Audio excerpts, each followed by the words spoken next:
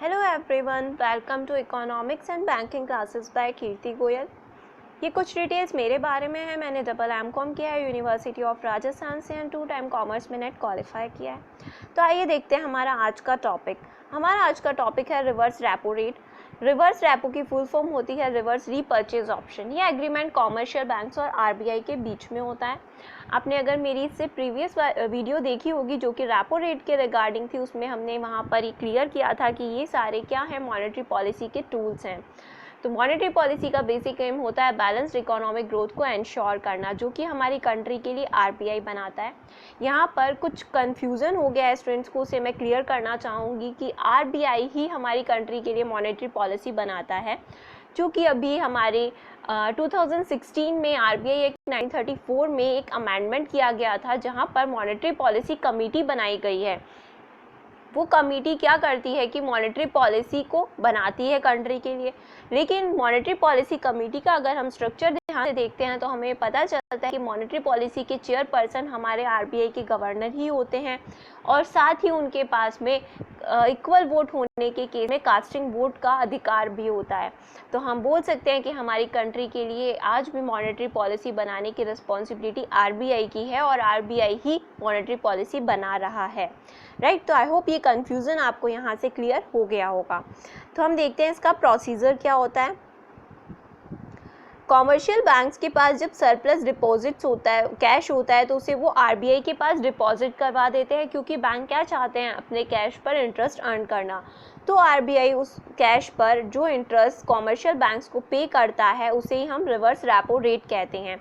आज हमारे reverse repo rate मई 2020 के अंदर 3.75% पर एनम है। आरबीआई उस कैश को रखकर government securities as a collateral commercial bank को देता है। साथ ही वहाँ पर एक reverse repurchase option agreement sign किया जाता है कॉमर्शियल बैंक और आरबीआई के बीच में, जहाँ पर बैंक प्रॉमिस करता है कि वो उन गवर्नमेंट सिक्योरिटीज़ को आरबीआई को रीसेल कर देगा रेपो पीरियड के बाद में। Repo period, reverse repo period जो होता है हमारा बेसिकली ओवरनाइट के लिए होता है, पर टर्म रिवर्स रेपो के केस में ये 7 डेज, 14 डेज, 28 डेज भी होता है। जितने दिनों के लिए रिवर्स रेपो पीरियड होता है उतने ही दिन का इंटरेस्ट वहाँ पर पे कर दिया जाता है। तो आइए इसे हम एक ग्राफिक्स के थ्रू और अच्छे से अंडरस्टैंड करते हैं। यहाँ पर हम देख रहे हैं कि बैंक के पास में जो सरप्लस मनी थी उसने कॉमर्शियल बैंक ने आरबीआई के पास डिपॉजिट कर दी है। आरबीआई ने इसकी इक्विवेलेंट अमाउंट की गवर्नमेंट सिक्योरिटीज़ को कॉमर्शियल बैंक के पास रख दिया है। ये हमारा फर्स्ट डे का ट्रांजैक्शन कंप्लीट हो गया है। अब सेकंड डे पर क्या होगा, कॉमर्शियल बैंक ने जैसा कि रिवर्स रीपर्चेज एग्रीमेंट साइन किया था, गवर्नमेंट सिक्योरिटीज़ को आरबीआई को रीसेल कर रहा है, और आरबीआई ने उसकी मनी प्लस 1 डे का जितना इंटरेस्ट बन रहा था रिवर्स रेपो के रेट से, वही इंटरेस्ट किसको, कॉमर्शियल बैंक को दे दिया है। तो ये हमारा रिवर्स रेपो रेट का कंप्लीट ट्रांजैक्शन हो गया है। आई होप ये आपको अच्छे से क्लियर हो गया होगा। अब हम इसे एक एग्जांपल के थ्रू और अच्छे से अंडरस्टैंड करेंगे। यहाँ पर हम देख रहे हैं कि हम एसबीआई है, एसबीआई के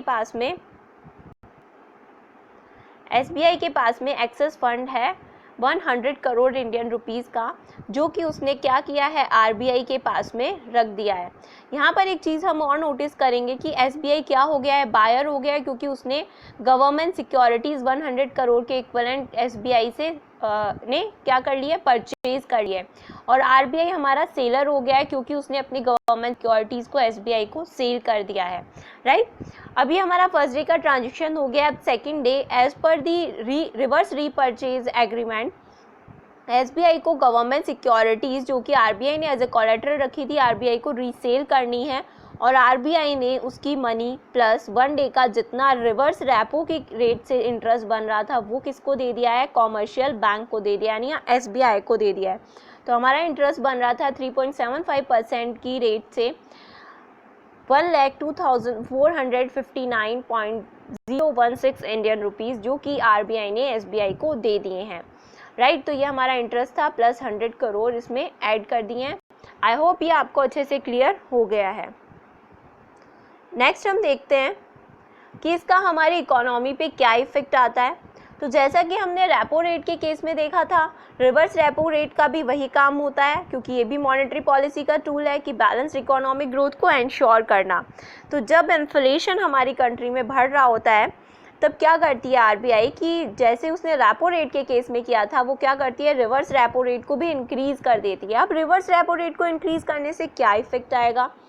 अगर रिवर्स रेपो रेट को इंक्रीज़ कर दिया जाएगा तो इसका मतलब है कि कॉमर्शियल बैंक्स को आरबीआई के पास अपने पैसों को जमा करने के लिए ज़्यादा इंटरेस्ट मिलेगा।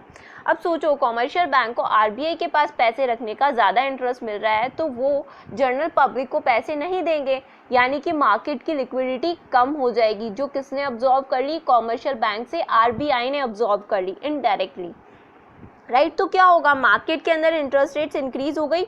क्यों? क्योंकि कॉमर्शियल बैंक चाहते ही नहीं है अब लोगों को पैसे देना उधार पर। वो किसको देना चाहते हैं? वो तो आरबीआई को देना चाहते हैं, क्योंकि उनका वहाँ पर पैसा सिक्योर्ड भी है और इंटरेस्ट भी अच्छा मिल रहा है। तो यहाँ पर उन्होंने क्या किया, जनरल पब्लिक के लिए इंटरेस्ट रेट्स को इंक्रीज़ कर दिया। अब मार्केट में इंटरेस्ट रेट इंक्रीज़ होने से लोन्स की डिमांड क्या हो जाएगी? डिक्रीज़ हो जाएगी, क्योंकि इंटरेस्ट ज़्यादा पे करना पड़ रहा है। अब लोन की डिमांड्स कम होने से लोग किस पे सर्वाइव करेंगे? अपनी सेविंग्स पे सर्वाइव करेंगे। तो यहाँ पर मनी सप्लाई मार्केट के अंदर कम हो जाएगी, लोगों के हाथ में पैसा कम है, लोग खर्च कम करेंगे तो डिमांड्स कम हो जाएंगे, और डिमांड कम होने से प्राइजेस कम हो जाएंगे, जिससे कि हमारा इन्फ्लेशन जो है वो कंट्रोल हो जाएगा। सेकेंड सिचुएशन हम देखते हैं, when economic growth is slow. अब इकोनॉमिक ग्रोथ अगर स्लो है तो क्या होगा? आरबीआई क्या करेगा कि रिवर्स रेपो रेट को डिक्रीज़ कर देगा। अब डिक्रीज़ करने से क्या इफेक्ट होगा? डिक्रीज़ करी उसने रिवर्स रेपो रेट, यानी कि कॉमर्शियल बैंक को आरबीआई के पास पैसे जमा करने से कम इंटरेस्ट मिलेगा। तो अब वो आरबीआई के पास पैसे जमा नहीं करना चाहेगा, वो कहाँ पे पैसे उधार देना चाहेगा? वो जनरल पब्लिक को देना चाहेगा उधार, क्योंकि उसे वहाँ से ज़्यादा इंटरेस्ट मिलेगा। तो यहाँ पर क्या हो जाएगी, इंटरेस्ट रेट वो डिक्रीज़ कर देगा, ताकि जनरल पब्लिक ज़्यादा से ज़्यादा उससे पैसे उधार ले। तो यहाँ पर लोन्स क्या होंगे, ज़्यादा डिमांड होने लगेंगे। लोन ज़्यादा डिमांड होने लगेंगे तो मनी सप्लाई मार्केट के अंदर इंक्रीज़ हो जाएगी, जिससे कि जनरल पब्लिक के हाथ में पैसा आएगा तो वो खर्च ज़्यादा करेगी, जिससे क्या होगा, डिमांड इंक्रीज़ हो जाएगी, और डिमांड इंक्रीज़ होने से प्राइजेस बढ़ जाएंगे, और इससे हमारी क्या हो जाएगी, इकोनॉमिक ग्रोथ बूस्ट हो जाएगी, हमारी ग्रोथ इंक्रीज़ हो जाएगी। तो फिर से हम बैलेंस्ड इकोनॉमिक ग्रोथ का टारगेट अचीव कर लेंगे। तो आई होप आपको ये भी अच्छे से क्लियर हो गया होगा। ये सब कुछ हम रेपो रेट के केस में भी अच्छे से अंडरस्टैंड कर चुके थे। नाउ हम देखते हैं कि हमारी news report reverse repo rate के रिगार्डिंग क्या है।